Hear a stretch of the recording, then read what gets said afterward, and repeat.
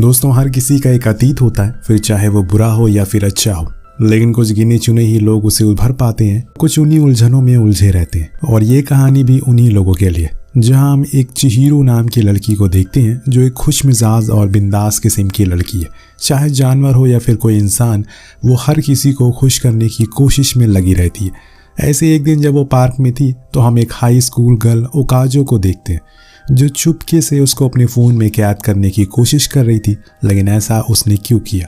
चिहिरो अपनी पढ़ाई के साथ साथ एक शॉप पर भी काम करती है, जहां पर लड़कों की लाइन लगी रहती है, क्योंकि वो दिखने में बहुत ही ज़्यादा खूबसूरत और हंसमुख किस्म की है। हर कोई उससे बात करना चाहता है। लेकिन जब ये चीज़ ज़्यादा बढ़ने लगती है तो वहाँ का ओनर उसे समझाता है कि तुमने उनसे ऐसे बात नहीं करनी चाहिए, वरना वो तुम्हें बाद में भी तंग करेंगे। लेकिन चिहिरो का कहना था कि उसे मर्दों से कैसे बात करनी है वो अच्छे से जानती है। वो घबराया हुआ ओनर, वो उसके अतीत से वाकिफ है, फिर भी उन्होंने दरिया दिली दिखाई और उसको काम दिया।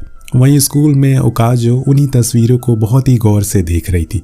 उसने बस उन्हीं पलों को कैद किया जिसमें चिहिरो खुश थी और हंस रही है।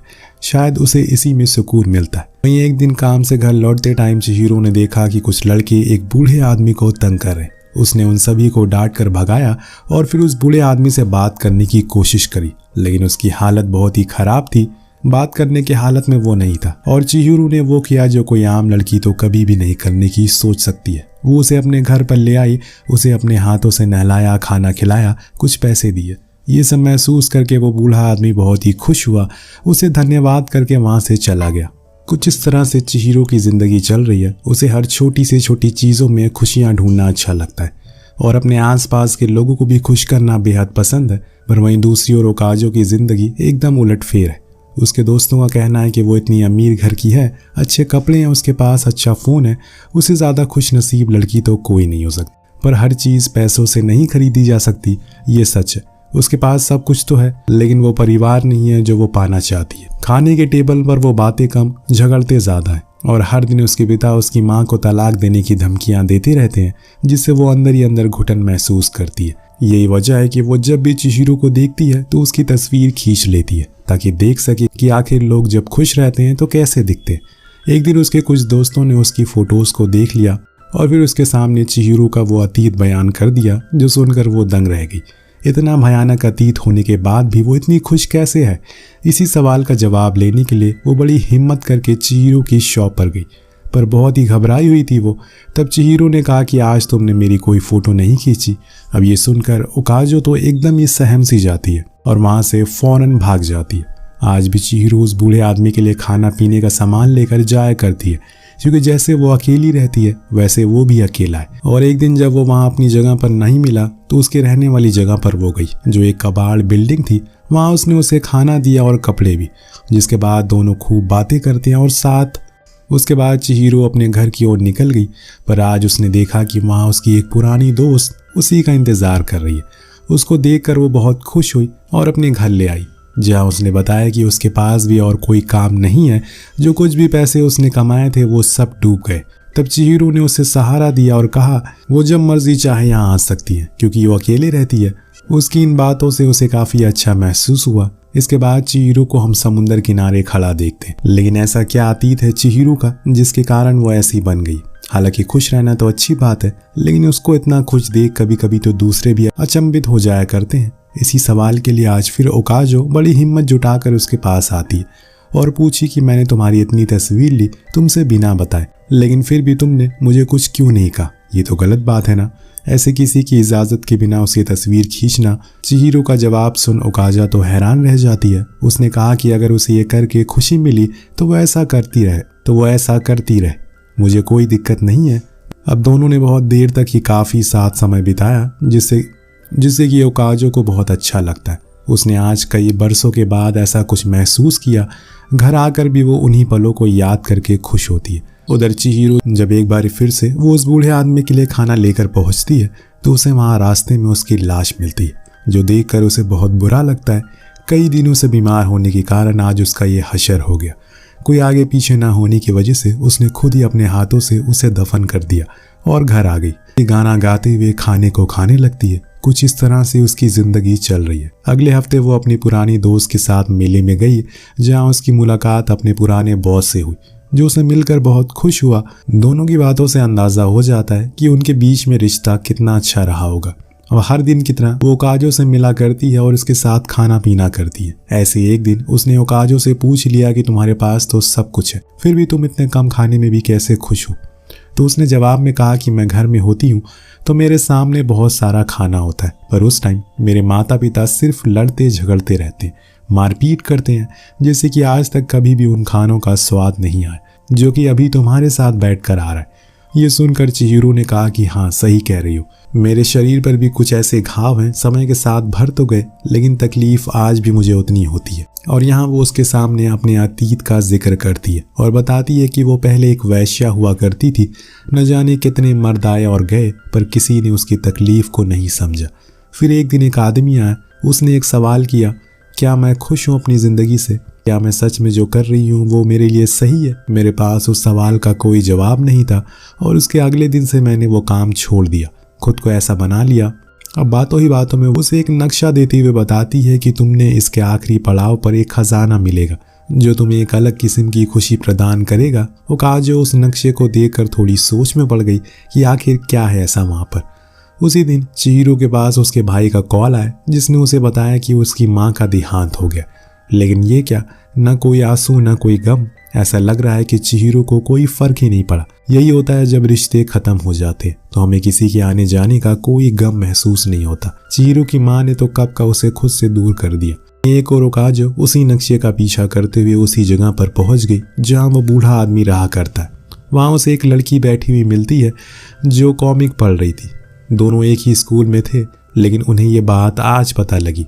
ओकाजो ने पूछा, क्या तुमसे भी चिहिरो बात किया करती है? तो उसने कहा कि हाँ, हम यहीं बैठकर साथ में कॉमिक पढ़ते हैं। दरअसल चिहिरो ने जानबूझकर दोनों को मिलवाया क्योंकि दोनों ही एकदम अकेली है। यहाँ भी वही हुआ, कब उन दोनों के बीच में दोस्ती हो गई इन्हें पता ही नहीं चला। और शायद चिहिरो की भाषा में यही वो खजाना था जो हर किसी को नहीं मिलता। तर मिसेस ताई जो कि उसकी ओनर की वाइफ थी वो बहुत ही ज्यादा बीमार थी। चिहिरो उनकी बहुत इज्जत करती है, इसीलिए आए दिन उनसे मिलने के लिए जाती रहती है। एक दिन जब वो दोनों बैठे हुए थे तो ताई ने बताया कि उसकी तरह ही उनकी बेटी थी, लेकिन जब मैं उम्र दराज होने लगी तो मुझे बीमारियां लग गई, उसने मुझे अकेले छोड़ दिया। उनकी बातों को सुनकर चिहिरो को काफ़ी बुरा लगा क्योंकि उसे पता है कि वो दिल की बहुत अच्छी है। इसीलिए वो कहती है कि कोई बात नहीं, आज से मैं आपकी बेटी हूँ, आप मुझसे बातें करिए। अब इसके बाद एक रात हम एक छोटी बच्ची को सीढ़ियों पर अकेले बैठे हुए अपनी टिफ़िन खाते हुए देखते। उसका नाम आया था जो अब चिहिरो बन गई है। जी हाँ, ये उसका बचपना है। तब से ही वो अकेली है, एकदम तन्हा। माँ होने के बावजूद उसे घर जाना अच्छा नहीं लगता। जो आज़ादी उसे इस खुली हवा में मिलती है वो कहीं और नहीं मिलती। तभी उसके पास एक वैश्या आती है जिसका नाम चिहिरो था। उसने कुछ ही पल में उसका नाम एकदम से बदल कर रख दिया। उसे खूब बातें करी जिससे कि आया हंसने लगी और तब से उसने खुद का नाम बदल कर चिहिरो रख दिया। जैसे जैसे ये कहानी आगे बढ़ती रहेगी हमें कुछ और किस्सों के बारे में पता लगता रहेगा। अब देर रात काम से लौटकर वो खाना खाने एक कैफ़े में जाती है जहां उसने देखा कि दो लोग आपस में लड़ाई कर रहे। वजह पूछने पर उस बंदे ने बताया कि वो आदमी मेरी कमज़ोरियों का मजाक बना रहा है, जैसे मेरे पिता बनाते थे। उन्होंने बचपन से मेरा शारीरिक इस्तेमाल किया, फिर मुझे ऐसी हालत में छोड़ दिया। चिहिरो उसके करीब जाने लगी ताकि उसका मन हल्का हो सके। यहाँ हमें पता चलता है कि चिहिरो किसी को सिर्फ मन से नहीं बल्कि शारीरिक रूप से खुश करने के लिए भी किसी हद तक जा सकती है। दोनों ने वो रात साथ में गुजारी और फिर अगले दिन चिहिरो अपने घर आ गई। सही कहा है, उसके जैसा कोई नहीं है इस संसार में। अब एक रात उसके पास उसकी वही पुरानी दोस्त मेजर आई। दोनों ने साथ में खाना खाया, जिस दौरान उसने चिहिरो से उसका अकेले रहने की वजह पूछी। तो वो दिखने में इतनी खूबसूरत है, अच्छा लड़का पसंद करके वो शादी क्यों नहीं कर लेती? ऐसे अकेलेपन से तो अच्छा ही है। तो चिहिरो ने मुस्कुराते हुए कहा कि ऐसा नहीं है, मैंने भी प्यार किया था, लेकिन उस इंसान के प्यार ने मुझे बांध कर रखा हुआ था। मैं आज़ाद होना चाहती हूँ और जिन्हें सच में प्यार की ज़रूरत है उन्हें प्यार देना चाहती हूँ। वही ओकजा और उस लड़की के बीच अब काफ़ी अच्छी दोस्ती हो गई है। दोनों एक साथ काफ़ी बातें शेयर करने लगे, जिसका पूरा श्रेय चिहिरो को जाता है। अब यहाँ हम देख पाते हैं कि चिहिरो ने बजेरो की जॉब उसी के पुराने बॉस के यहाँ पर लगा दी जिनका फिशिंग का काम था। इस बीच हम उस समय को भी देख पाते हैं जब खुद चिहिरो उनके यहाँ पर काम किया करती है। उसे आए दिन हर जगह पर लेकर जाया करते थे। ऐसी एक दिन जब वो एक जगह पर बैठी थी तो उसने उनसे सवाल किया कि वो हमेशा उनके साथ रहती है, चाहे वो रात हो या फिर दिन। लेकिन उन्होंने कभी भी उसका कोई फ़ायदा नहीं उठाया, हमेशा उसका ख्याल रखा। मुझे हमेशा से ऐसा लगता है कि मानो आप ही मेरे पिता हो। ये सुनकर उसके बॉस मुस्कुराने लगते हैं और बात को किसी तरह से टाल देते हैं, पर असल में सच्चाई यही है कि वो ही उनकी बेटी है। अब एक बार फिर हम आज के समय में आते हैं, जहाँ हमें पता चलता है कि बजेरो और उसके बॉस के बीच में अच्छी बातचीत होने लगी है। उसका अकेलापन दूर होने लगा है। अब वो यही बात जब वो चिहिरो को बताती है तो वो हंसना शुरू कर देती है, क्योंकि बजेरो की बातों से साफ पता चल रहा था कि वो कहीं न कहीं अपने बॉस को पसंद करने लगी है। अब एक दिन जब वो एक बार में डांस कर रही होती है तो उसे देखने वहाँ पर उसका बॉस भी आया था, जो उसके इस अवतार को देखकर एकदम मंत्रमुग्ध हो जाता है और उसको डेट के लिए पूछता है। बजेरो भी उसे पसंद करती है, इसीलिए वो उसे तुरंत ही हाँ कर देती है और दोनों फिर डेट पर जाते हैं। बातें होती है। उसी के दौरान बॉस उसे उस दिन के बारे में बताता है जब वो पहली बार चिहिरो से मिला था। उन्होंने किसी के चलने की आहट को सुना, जैसे कोई टेरिस की ओर जा रहा है, पर बीती रात कौन ऊपर जा रहा है यही पता करने वो ऊपर गए। और अगर उस दिन वो कदम उठाने से रोकते नहीं तो शायद आज चिहिरो हमारे बीच नहीं होती। लेकिन आज भी चिहिरो को ये समझ नहीं आया कि आखिर कोई इंसान सिर्फ उसका नाम जानकर कैसे उसको काम पर रख सकता है। लेकिन सच्चाई कुछ और ही थी। दरअसल बॉस को पता चल चुका था कि यही उनकी बेटी है। फिर उस दिन के बाद से उन्होंने उसे हमेशा अच्छी सीख दी। यही कारण है कि आज चिहिरो ऐसी है। एक रात चिहिरो बिना किसी को बताया ताई को अपने साथ चुपके से समुंदर किनारे ले आई। बाहर तेज बारिश हो रही है, जो कि ताई को बहुत पसंद है। उस रात भी बारिश हो रही है जब उन्होंने पहली बार चिहिरो को देखा था और उसे काम पर रखा था। उनसे बात करते हुए चिहिरो ने कैसे वो हमेशा बिना माँ के रही है। कुछ दिन पहले उसे पता लगा कि वो गुजर गई, लेकिन उसे कुछ महसूस नहीं हुआ। लेकिन फिर मैं आपसे मिली, आपने मेरी जिंदगी में सब कुछ बदल दिया। काश आप ही मेरी माँ होती तो आज मेरी तकदीर अलग होती। जो सुन ताई ने कहा, सबको सब कुछ नहीं मिलता और जिनको सब कुछ मिलता है उन्हें वो कम लगता है। तुम्हें एक माँ का प्यार चाहिए और मुझे एक बेटी का, और आज हम दोनों की वो मन्नत पूरी हो गई है। जो सुनकर दोनों ही गले लग जाते हैं और आज हम पहली बार चिहिरो को रोते हुए देखते हैं। वो खूब रोती है। उधर ताई का ऐसे अचानक गायब हो जाने की वजह से पूरे हॉस्पिटल में खलबली मच जाती है। ओनर को बताया जाता है कि वो कोई आया नाम की लड़की आई थी जो उसे लेकर गई। उस दिन पहली बार ओनर को पता लगा कि चिहिरो का असली नाम आया है। अगली सुबह उसने ताई को हॉस्पिटल छोड़ दिया, पर उसके चेहरे की मुस्कान को देखकर सभी बहुत खुश हुए। कुछ महीने के बाद हम उन सभी लोगों को एक साथ देखते जिनकी जिंदगी में कुछ % चिहिरो का योगदान रहा है। उन्हें खुश रखने में वो सभी एक साथ पिकनिक मना रहे हैं। आज वो सभी एक साथ हैं जो कभी अकेले हुआ करते थे। लेकिन ये क्या, अचानक चिहिरो कहीं गायब हो गई है। जब ताई उसे कॉल करती हैं तो चिहिरो ने बताया कि वो अब जा रही है। जो सुन ताई ने कहा कि हाँ, अब तुम चली जाओ, तुमने औरों के लिए बहुत कुछ किया है, अब खुद के लिए कुछ करो, खुद की ज़िंदगी को जियो और हमेशा खुश रहो। ये कहकर उन्होंने फ़ोन काट दिया।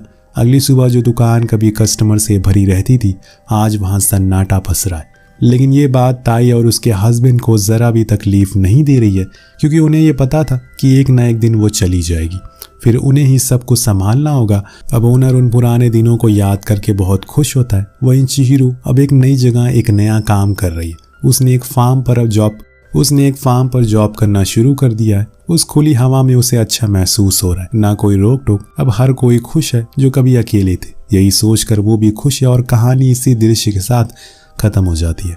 ये कहानी हमें सिखाती है कि अगर हम कोई भी बुरे अतीत से गुजरे तो हम उसे उभर सकते हैं।